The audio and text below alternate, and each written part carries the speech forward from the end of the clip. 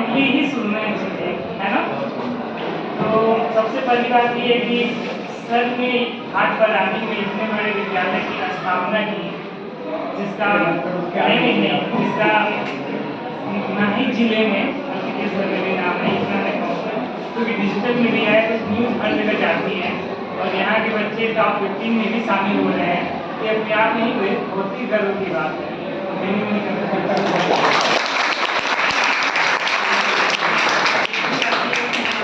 Sir, जिनके यहाँ मैं कोचिंग करता था BSc में, मैं पाठ पढ़ाने से ही सीख रहा हूँ, यहीं से मेरी पढ़ाई लिखाई हुई है। सर के यहाँ मैं BSc सेकेंड ईयर में कुछ महीने कोचिंग किया और सर ने जो मुझे पढ़ाया मैं आज तक भूला नहीं। डेफिनेटली इस समय थ्योरेटिकल पढ़ाई होती है, जो आप लोग पढ़ते हो किताबों में पढ़ते हो, इलेक्ट्रॉन देखे तो हो नहीं, प्रोटॉन देखे तो हो नहीं, एटॉमिक मॉडल किताबों में पढ़ते हो, रदर फोर्स ने ऐसा किया, थॉमसन ने ऐसा किया, न्यूटन ने ये ग्रेविटी का नियम किया, फील नहीं कर पाते।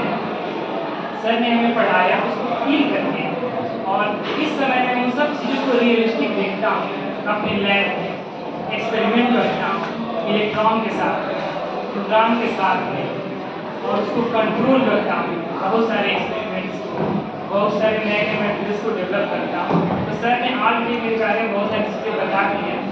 तो दूसरी बात ये है कि आप सब लोग जो भी पढ़ाई कर रहे हो ना, जैसे कि मैथ में हो, फिजिक्स में हो, केमिस्ट्री में हो, तो सबका एक्सपेरिमेंटल पार्ट बहुत ही इम्पॉर्टेंट है। फंडामेंटल बिल्कुल क्लियर रखा करो।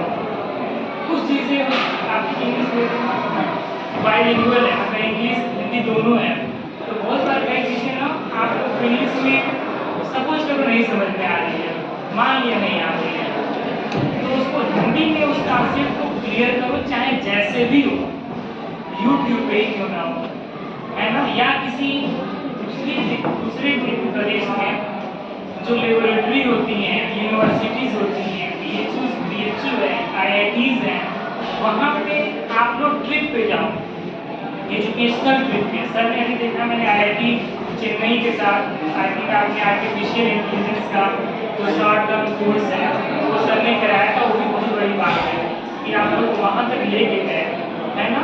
तो हमारे यहाँ भी जो मेरी संस्था का नाम है council of scientific and industrial research, वैज्ञानिक एवं अनुसंधान परिषद, तो उसमें क्या होता है, हमारे संस्था के जो प्रेसिडेंट हैं वो आदरणीय प्रधानमंत्री हैं, मोदी जी, वही प्रेसिडेंट हैं, वो जो ऑर्डर देते हैं वही हम लोग करते हैं।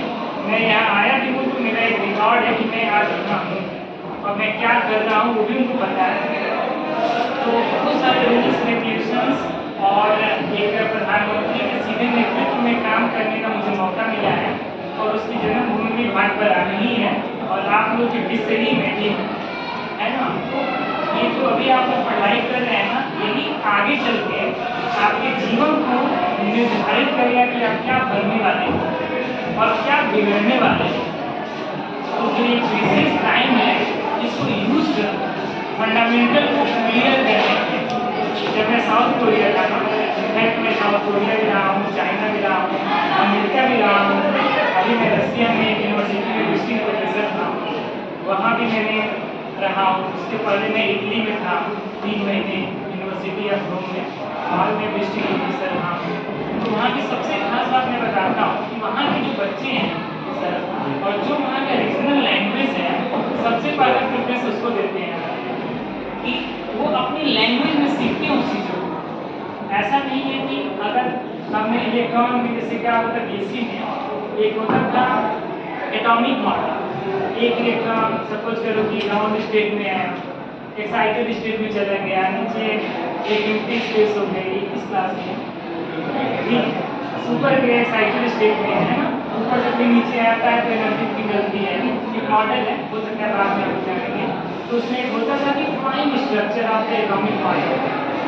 तो पहले मैं सोचता था कि फाइन स्ट्रक्चर मतलब बड़ा सुंदर स्ट्रक्चर है ना, बड़ा सुंदर स्ट्रक्चर होगा, और वही पढ़ के मैं एग्जाम भी दे लेता था। हाँ, पावर सीरीज है, बिल्कुल।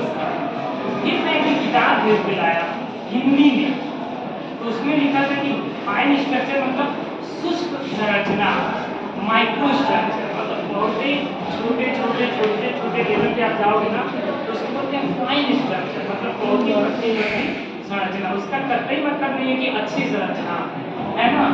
तो फिर मुझे मैं कई बार भटकता था कि आखिर ये प्रिंसिपल इससे कोरिलेट क्यों नहीं होता है।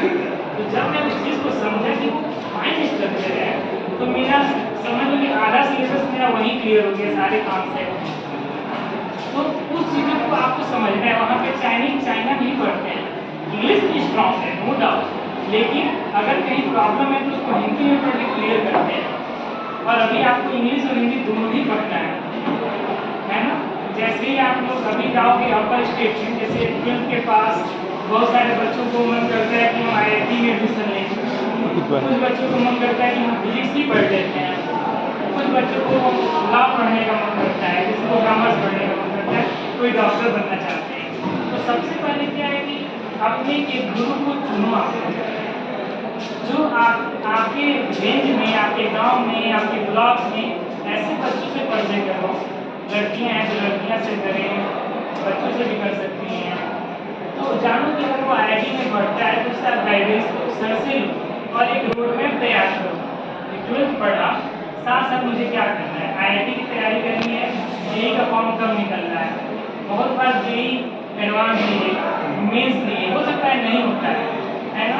क्यों नहीं होता है, उसके पीछे का रीज़न पूछो। मे भी उसकी जो कोचिंग क्लासेस हैं, जो उसका कोर्स का स्ट्रक्चर है, कई बार आपके CBSE में करता तो है, लेकिन क्वेश्चन उसके डेफिनेटली टफ होते हैं, उसके सॉल्व करने के तरीके हैं। तो वो जानो, अगर वो नहीं कर पाए तो उसके बाद वो इंडिया में बहुत सारे इंस्टीट्यूट है, like Indian institute of science education and research, IISER बोलते हैं, आईसर, जो कि IIT के बराबर होता है। वहाँ पे BS और MS की डिग्री मिलती है, bachelor in science, master in science integrated, मतलब 5 साल में आप दोनों डिग्री पा जाओगे। और वो नॉर्मल BSc MSc की तरह नहीं है।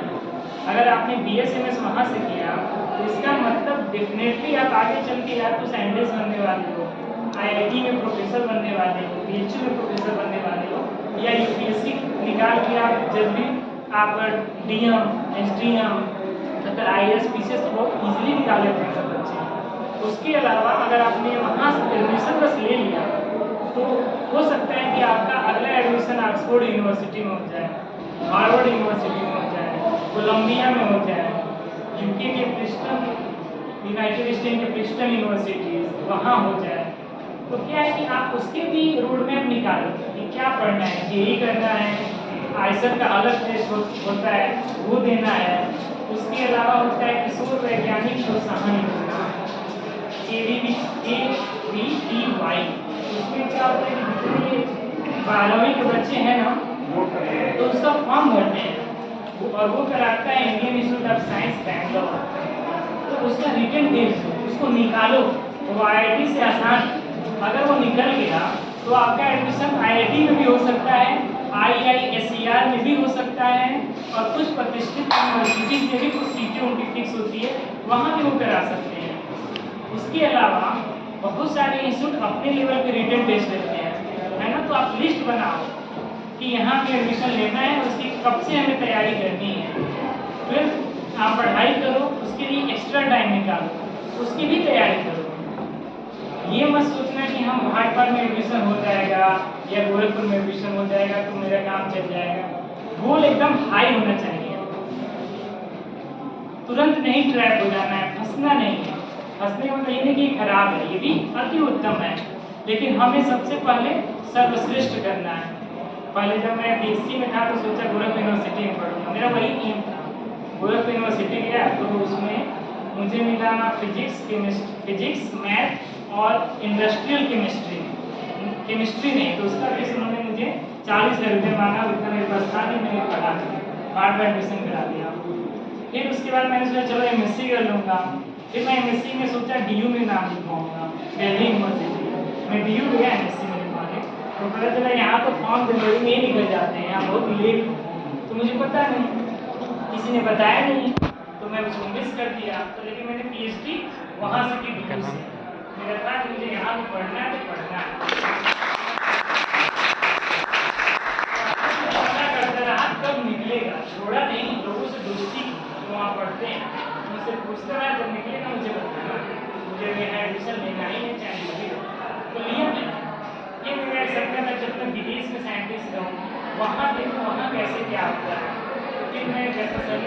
साउथ कोरिया गया, और जो जितने भी आप सैमसंग या टीवी देखते हो ना, या कुछ मोबाइल से जो फ्लेक्सिबल होते हैं, या अभी आने वाले सामान, जैसे सिंपल एग्जाम्पल, ये फ्लैट स्क्रीन की जो टीवी आती है, उस पर मेरा काम था कि कैसे आप टीवी को मोल्ड कर दो, मोल्ड करके अपने कलाई पर मोड़ दो, ऐसी टेक्नोलॉजी डेवलप कर दो। तो उसमें मैंने काम किया। जो अभी आप टीवी वगैरह देखते हो तो एलईडी लिखा रहता है ना, ऑर्गेनिक लाइट इमिटिंग डायोड, जैसे पीएन जंक्शन अभी आप पढ़ोगे शायद इलेक्ट्रॉनिक्स में, है ना। तो पीएन जंक्शन यूज करके कैसे आप टीवी को ही फ्लेक्सिबल बना सकते हो, उसको बनाना है एक्चुअल में। और सैमसंग यूनिवर्सिटी थी, वहाँ मैंने काम किया। तो वो टीवी मेरे जैसे वहाँ हजारों साइंटिस्ट हैं, जो यूएस से भी आए हैं, चाइना से भी आए, सब मिलके करते हैं एक साथ। कोई ट्रांजिस्टर बना रहा है, कोई आईसी सर्किट बना रहा है, कोई सिमुलेशन कर रहा है, थ्योरेटिकल एनालिसिस करके चेक कर रहा है पहले कि ये मॉडल आपका सही भी है कि नहीं। और जो थ्योरेटिकल अंडरस्टैंडिंग है ना, वो सब आपका मैथ है, सर पढ़ाते हैं ना, इंटीग्रेशन, डिफरेंशिएशन, ये सारे काम में आते हैं। हर चीज़ की वैल्यू है। जैसे कई बार आप जानते हो तो वहाँ पे वो सिमुलेट करते हैं, जैसे 2 से 2 + 4 + 6 ऐसे जोड़ते हो ना, 1000 तक कितना आएगा योग पर, कोई जोड़ के तो बताता नहीं है, मैथमेटिक्स का इक्वेशन यूज करो, पता चल गया। ठीक वैसे ही हम पहले ही सोच लेते हैं कि ये मटेरियल कैसे यूज करें, फिजिक्स के लॉ के अकॉर्डिंग वो चीज़ें बन जाए। तो बनाने के पहले उसको मैथमेटिकली प्रेडिक्ट करते हैं कि वो सफल है भी कि नहीं। तो सारे ये मैथ के फॉर्मूले काम में आते हैं। अभी आप तो हाथ से कर रहे हैं, जैसे जैसे आगे जाओगे सबका सिमुलेशन सॉफ्टवेयर है, आप डालो इंटर बढ़ा दिया कम, लेकिन उसके लिए ये बेसिक फंडामेंटल जानना बहुत ही जरूरी है। तो उसकी टीम अलग रहती थी, फिर हम लोगों ने उसको डेवलप किया। जैसे मोबाइल फ़ोन, ऐसे मोबाइल फ़ोन बनाना जो आप कलाई पे पहन सकते, जैसे मूवी में देखते हो आयरन मैन की बोलना, स्क्रीन सामने रहता है, फटाफट आस पास भी दिखता है, ट्रांसपेरेंट, फ्लेक्सिबल, और ऐसे मोबाइल को जो बात करते करते चार्ज होता है, वो सब बनाना उस पर हम लोगों ने बनाए थी। कभी आप गूगल पे टाइप करना डॉक्टर मनोज कुमार का फ्लेक्सिबल डिवाइसेस, जब मोबाइल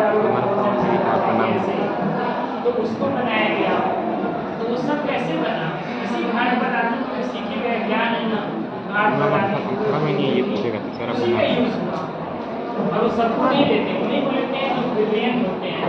तो आप सब ब्रिलियंट हो, और हमेशा ब्रिलियंट के श्रेणी में ही रहो, है ना, उसमें रहने का कोशिश करो, ये नहीं कि और कम्पिटिटिवनेस रखो। जैसे मान लो तो टॉप इस क्लास में हो सकता है 10 बच्चे टॉप, तो पीछे वाले ये सोचे कि जो नेक्स्ट टॉप है ना, उस लाइन में मुझे आना है, उसके लिए चाहे कुछ भी करना हो, शर्माओ मत। कई बार सर एक से कुछ पढ़ा दिए, अब मुझे समझ ही नहीं आया, बस मैंने लिख दिया, तो वहाँ रुको मत, घर जाके पढ़ लो, अगले दिन सर से पूछो, किसी और से पूछो, शर्माना नहीं है। जिस दिन आप शर्मा के वो फंडामेंटल वही छोड़ दिए, वो आप जीवन में कभी पूरा नहीं कर पाएंगे, है ना। कई बार मैं गोरखपुर यूनिवर्सिटी में पढ़ता था, तो एच फॉर एग्जाम्पल को EG डॉट ऐसे करके लिखते हैं ना, EGH फॉर एग्जाम्पल या ETC कर लिया, तो मैं क्या करता था, E.T.C. लिखता था,